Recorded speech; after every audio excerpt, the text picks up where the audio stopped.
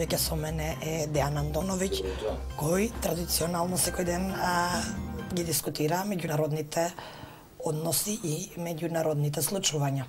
Дејан, како што спомена колегата Чомовски, Ердоган ли ти е во фокусот? Па Ердоган е во фокусот. Мигрантската криза. Да, Ердоган е во фокусот. Постапките на Ердоган изминатиот период предизвика бројни случувања кои влијаат и врз нас и врз овој дел од светот, мигрантската криза, неговата одлука да ги пушти бегалците, да ги отвори практично границите за мигрантите и бегалците да одат кон Европа. Причина за тоа е неговото на некој начин условување и обид да направи притисок врз Европската Унија, па и врз НАТО, тие да му помогнат во политиката која води во Сирија. Ќе потсетам дека неодамна Ердоган имаше неуспешен би рекол состанок со Путин, каде што врз база на некој климаво сојузништво се обиде да протурка својата за многумина отоманска политика, односно неговите настојувања да го урне режимот на Башар ал-Асад. Откако наиде на некој начин на тврда позиција од страна Путин, што е беше очекувано,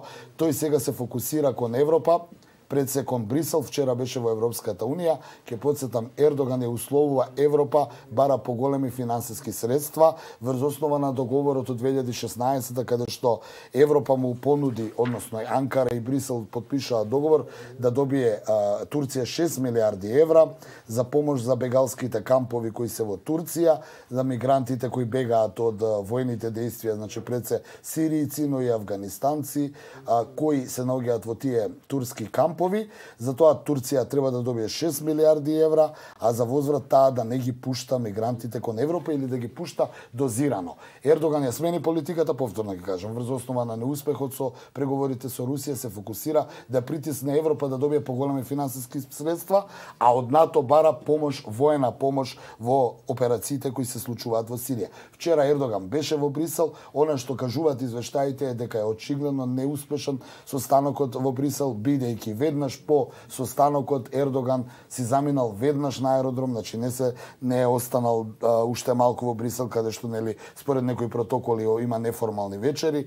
Тој заминал за Анкара. Од друга страна, европјаните излегоа и повторија дека Турција мора да го почитува договорот од 2016 година, односно они добија финансиски средства и сега треба да го почитува договорот. Забелешката на Ердоган е дека се малку финансиски средства, бара повеќе. Ќе потсетам, европјаните до сега му исплатија 2,8 милиарди евра, а останатите 4,7, значи до 6 кои би стигнале милиарди се веќе насочени. Од друга страна, Ердоган смета дека тие пари се малку, зборувам за неговите забелешки, но едно од забелешките очекувано во стилот на Балканот и балканскиот манир е забелешката на Ердоган дека Европа му и дала на Грција 700 милиони евра, а таа не може да се справи сама со граничните проблеми со мигрантите, па оттаму тоа, како што изјавил, не е негов проблем. Од друга страна, Ердоган исто така се сретнал и со челниците на НАТО. Ке повторам, откако пропадно на сојузништво со Русија, очигледно се обидува сега да се повика врз основа на членството на НАТО, да му помогне во Сирија да ги оствари своите геостратешки амбиции и таму налетол на ладен туш. Ке потсетам дека Турција изминатиот период малку ги замрзна односите со НАТО, сега ги замрзна односите со Русија, што само кажува дека Ердоган врти те лево, те десно. Ќе видиме како ќе биде поддршката од Соединетите Американски држави. Можно ли е искористување на оваа состојба со мигрантите за разгорување на спорот меѓу Грција и Турција? Да, Ердоган... Тие се заглавени токму помеѓу тие две граници и всушност не можат ни напред ни назад. Турција ги искористи мигрантите како оружје за да успее да добие некои работи за кон кои се стреми. Околу Грција конкретно тоа е токму тоа, пуштени се мигрантите со цел да ја парализираат Грција. Ќе потсетам дека покрај Сирија, Турција има војни действија и во Либија, односно во Средоземното море, каде што има нафтени наоѓалишта и наоѓалишта со газ и каде што Турција полага право да го ископува гасот и нафтата, што се коси со интересите на Грција и на Кипар, па оттаму од вчера и кипарската армија е ставена во повисок степен на борбена готовност под образложение да им помогне на своите своите грчки колеги. Во секој случај, Турција игра на некој начин геостратешки на неколку полиња и си го бара сојузникот. Првим тоа беше Москва, сега полека се враќа кон своето јато во НАТО. Ќе видиме како ќе испадне. Она што вчера беше состанокот е дека европјаните остана принципијални по барањата на Ердоган, односно го потсетија дека има обврска да ги држи тие 4 милиони мигранти и дозирано да ги пушта кон Европската унија по договор, а за тоа добива финансиски средства. Ќе видиме што ќе биде новата изјава денеска на Ердоган од Анкара, кој повторно ќе кажам, не е задоволен од динамиката и од висината на финансиските средства за мигрантите и бара поголеми средства и ќе видиме дали можеби ќе го стопира мигрантскиот бран или ќе продолжи со својата политика која досега ја правеше. Меѓувреме огромен број мигранти заглавени помеѓу двете граници. Да, и гледаме секојдневно извештаи од таму, но јас ќе повторам дека има и многу фейк ньюс, односно видеа кои одат на Твитер, каде што се злоупотребува наводно тепање на мигранти, наводно пукање на мигранти, наводно бегање на мигранти. Во секој случај европските граници ги брани Грција. И во секој случај Грција и понатаму ќе остане на некој начин поголемо милениче за Европската унија, односно Турција.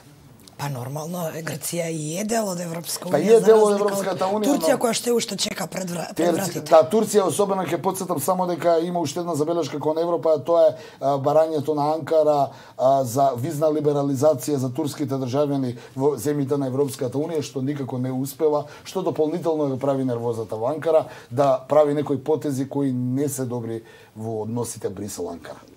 Да, накратко за короната во светот, Италија под блокада се смирува во Кина. Во Кина се смирува жариштето, да. Председател прв пат ќе го посети Вухан по избивањето на епидемијата. Кина излезе со информација дека изминативе 24 часа само 19 лица се регистрирани со коронавирус, што е голем успех ако се земе во предвид дека изминатиот период таму беше жариштето. Полека се смирува таму, има оздравени 60 на 1000 луѓе, до сега почина 3181, но се чини дека сега коронавирусот на некој начин експанзија има во Европа, пред се Италија самата ја спомена, но и другите држави, ево и на Балканот и во земјите во регионот и кај нас има регистрирани нови случаи, што само укажува дека се чини дека жариштето се смирува, но последиците тек допрва ќе бидат барем за Европа.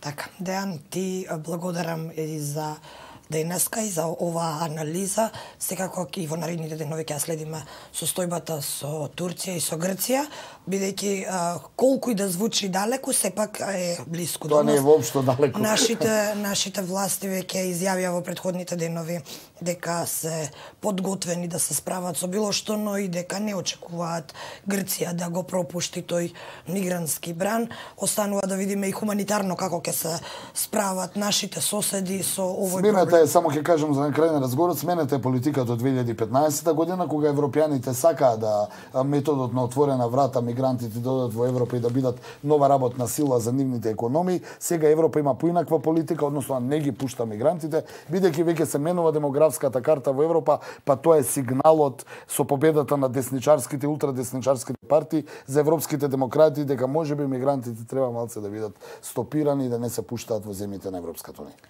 Ти благодарам, Дејан.